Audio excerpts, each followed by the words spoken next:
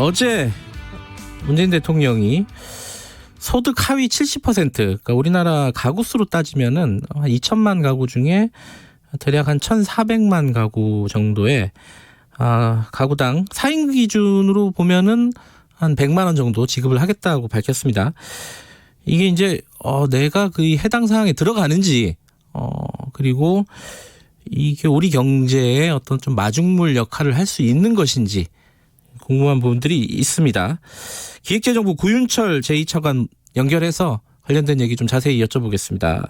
차관님 안녕하세요. 예, 안녕하세요. 네, 어제도 많이 나온 얘기지만은 간단하게 네. 이렇게 결정을 하게 된 배경부터 말씀을 해주시죠.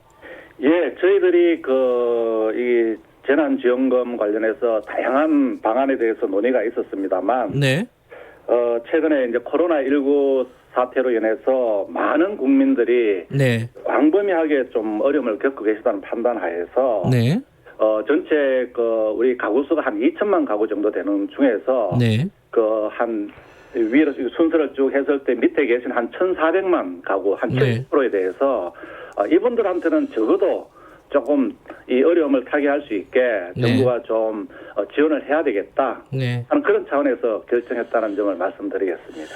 근데 애초에는요, 네네.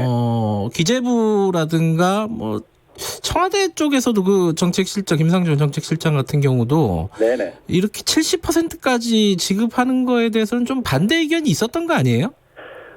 반대 이런 보다는요, 네. 다양한 논의가 있었다. 저는 그렇게 말씀드리고 싶고요. 네. 그리고 지금 이제 미국이라든지 네. 유럽이라든지 네. 이쪽에 지금 코로나19가 굉장히 광범위하게 지금 퍼지고 있습니다. 네, 네. 그러다 보니까 이제 그 영향이 이제 전체적으로 아마 더 좀 나타날 수 있기 때문에 네. 이제 국민들이 좀 여기 관련해서 좀 피해를 보시는 국민들이 좀 많을 거다 네. 하는 차원에서 그래서 70%로 결정했다. 네. 이렇게 말씀드리겠습니다. 이게 시각에 따라서요. 네네. 비판이나 이런 논쟁적인 지점이 몇 군데가 있습니다. 이제 첫 번째는 네네. 이 부분에 대해서 간단하게 좀 언급 좀 해주시고 넘어가죠. 이게 총선용 아니냐? 네. 이 부분에 대해서는 뭐라고 말씀해 주시겠습니까? 그렇지는 않습니다. 예. 지금 총선이다 이런 차원이 아니고 지금 네. 국가 이 비상 사태를 맞이해가지고 네. 지금 당장 이제 어려운 분들에 대해서는 중위소득 개념으로 했을 때 네. 지금 50% 미만은 저희들 1차 네. 추경하면서 이미 했습니다. 네. 그리고 이번에는 이제 그 위에 단계에 더 계시는 분들이 있기 때문에 네. 이런 분들에 대해서도 좀 빠른 시일 내에 좀 국가가 뭔가 좀 지원을 해야 되지 않느냐. 네. 그런 차원에서 하게 됐다는 말씀을 드리고요. 예. 저희들이 아마 이 국회 심사는 아마 총선이 끝나고 나서 하게 되지 않을까 이렇게 했습니다. 근데 고민이 많으셨을 것 같아요. 이게 왜냐하면 70%가 아니라 예컨대 한 50%로 가면은 이게 취약계층에게 더 많은 돈이 지급이 될 수 있고 네네. 또 반대편에서는 100% 다 지급하는 거에 더 이제 합리적인 거 아니냐. 왜냐면은 선별 비용이나 이런 거 따져보면 그 양쪽 주장이 있어가지고 이 조율하는데 쉽지가 않았을 것 같습니다. 이 70%라는 게. 예, 그래서 정부는 여건이 허락한다면 최대한 모든 국민들한테 지원하면 좋겠습니다만. 네. 그래도 또 상대적으로 또 형편이 나은 국민들도 계시고. 네. 또 정부 입장에서는 한정된 재원 여건도 감안해야 되고 네. 또 다른 또 정부의 지원 소요가 발생했을 때 그런 재원 여력을 비축한다. 네. 이런 차원을 종합적으로 저희들이 감안해가지고 네. 정부가 할 수 있는 한 그래도 국민들이 어려움을 겪고 계시기 때문에 네. 최대한 좀 한번 올려보자 해서 이제 70%까지 가게 됐다. 이런 말씀을 드리겠습니다. 근데 이 70%라는 숫자가 왜 나왔을까? 계산이 어떻게 된 건가? 이게 궁금한 부분이기도 해요. 네. 그게 70% 수준이라는 게 물론 70%다, 60%다, 80%다. 네네. 숫자에 대해서 그보다는 보통 이제 저희들이 이렇게 따졌을 때 네. 50%, 70% 이렇게 쭉 따져가는 그런 게 있는데 한 70% 정도 되면은요. 네. 그게 이제 중위소득 기준으로 150%가 되고 이게 한 월 보면 한 710만 원 정도가 넘어가는 수준입니다. 네. 그래서 저희들이 물론 이게 이제 이 소득을 쭉 세웠을 때 70% 미만이 정확하게 아직 저희들은 이제 해야 되겠습니다만 대강 봤을 때 한 700만 원 이렇게 넘어가지 않느냐 봤을 때 네. 이 정도 소득 밑으로 이렇게 하는 분들 같으면은 뭐 되지 그 위에까지 이렇게 하기는 좀 그 어떤 다른 측면도 감안해야 되지 않느냐. 네. 고려했다고 말씀드리겠습니다. 4인 기준으로는 100만 원이고 네네. 그러면 5인 기준은 만약에 가구수가 뭐 5인이다, 6인이다 이거는 그 상관없는 겁니까? 예, 근데 저희들이 보니까요. 예. 저희들 가구 평균이 2.6명 정도 됩니다. 예. 저희들 지금 이제 가구당 네. 그래서 저희들이 이제 4인 하더라도 아마 거의 5인, 6인 이렇게 되는 가구가 사실은 그렇게 많지 않기 때문에 예. 그런 부분까지도 뭐 몇 가구 되지 않는데 네. 이렇게 구간을 나누기가 좀 어려웠다 말씀을 드리겠습니다. 그러면 1인 가구가 한 40만 원 정도 되는 거죠? 예, 그렇습니다. 예, 순차적으로 4인 가구까지 100만 원까지 올라가는 건데 네. 이게 이제 가장 궁금한 건 현실적으로 이제 5월 지급이 된다면은 네. 이게 내가 그 구간 안에 들어가느냐 예. 한 70% 왔다 갔다 하시는 분들이 많을 거 아닙니까? 그죠? 네네. 이게 알아보려고 뭐 복지 포털 어제 뭐 마비되고 그랬잖아요. 예. 자, 이 재산하고는 관련이 있는 겁니까? 내가 금융 재산이 많다, 혹은 부동산이 있다, 뭐 차가 좋은 차가 있다 이런 거하고 관련이 있는 겁니까? 예, 이제 저희들이 이렇게 이제 기준을 복지부하고 이렇게 가이드라인을 마련할 계획인데요. 네. 물론 저희들이 시간이 많고 좀 뭐 넉넉하다면은 이게 좀 뭐 각종 뭐 아까 말씀하신 재산이라든지 뭐 금융 소득이라든지 뭐 네. 유월세라든지 뭐 자동차라든지 넣을 수 있겠습니다만 예. 이번에 좀 긴급성 요소도 있습니다. 네. 하게 국민들이 어려움을 겪고 있기 때문에 지원을 해야 된다는 그런 측면. 그리고 소득 수준을 가능하면은 이 뭐 자산이 많은 자산가들이 포함되어야 되지 않는다는 그런 측면. 이것을 다 감안해가지고 아마 최대한 빠른 시일 내에 저희들이 가이드라인을 마련할 계획으로 있습니다. 아직 구체적인 가이드라인은 마련되지 않았다. 예, 저희들이 근데 대강은 이게 이제 그 중위소득 150%하고 비슷하기 때문에 네. 뭐 저희들이 할 수 있습니다만 그래도 또 섣불리 말했다가는 예. 선을 줄 수 있기 때문에 예. 좀 더 구체적으로 조밀조밀한 기준을 마련해서 알겠습니다. 국민들께 보고를 드리도록 하겠습니다. 그 구체적인 기준은 언제 나오는 겁니까? 지금 그 복지부하고 지금 작업을 시작했기 때문에 네. 저희들이 행복위험이라든지 건강보험 자료라든지 각종 자료가 많이 있습니다. 네네. 그런 자료를 가지고 빨리 만들게 되면은 네. 뭐 국회에서 정부안이 통과되고 나면은 그 전까지는 좀 뭐 최대한 빨리 해서 마련하도록 하겠습니다. 그 지금 원래 이제 대책에 그 이전에 발표가 됐던 예컨대 저소득층 소비 쿠폰 네네. 이런 거하고는 중복 지원이 되는 거죠? 예, 그렇습니다. 지난번에 해드렸던 그 소비 쿠폰은 네. 진짜 그 소득 중위소득 40% 미만하는 기초 생보자들을 대상으로 해서 네. 이분들한테 특별한 소비 쿠폰을 드린 거고요. 네. 요번에는 이제 재난 이제 지원금으로 인해서 전체 국민들의 그 소득 70% 미만으로 쭉 이렇게 드렸기 때문에 네. 그분들은 더 두터운 보호를 받게 되는 그런 측면이 있습니다.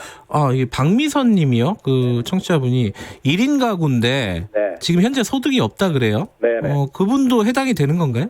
예, 그분은 아마 1인 가구인데 소득이 없었다면은 네. 생보로 해가지고 1차 추경으로 네. 또 혜택을 받으실 수 있고요. 예. 그러면 요번에 또 혜택을 받으실 수 있습니다. 네. 지금 지방정부, 그러니까 지방자치단체에서 여러 가지 뭐 재난수당 이 부분들을 실시를 하거나 계획하고 있는 곳들이 꽤 있잖아요. 서울시, 뭐 경기도 등등 해서요. 이건 중복 지원이 되는 건가요?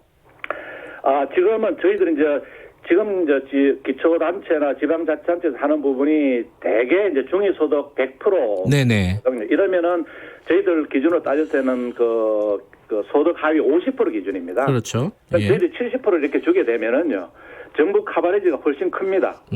그래서 지자체가 정부가 더 광범위하게 지원을 하기 때문에 그 지자체 상황이나 여건에 맞게 네. 정부 이 컨트롤을 유지하는 범위 내에서 뭐 지자체 여건이 더 된다면 추가적으로 자율적으로 더 할 수는 있다고 저는 생각하고 있습니다. 그러니까 예를 들어서 요번에 이제 재원이 한 9조 정도 드는 거잖아요.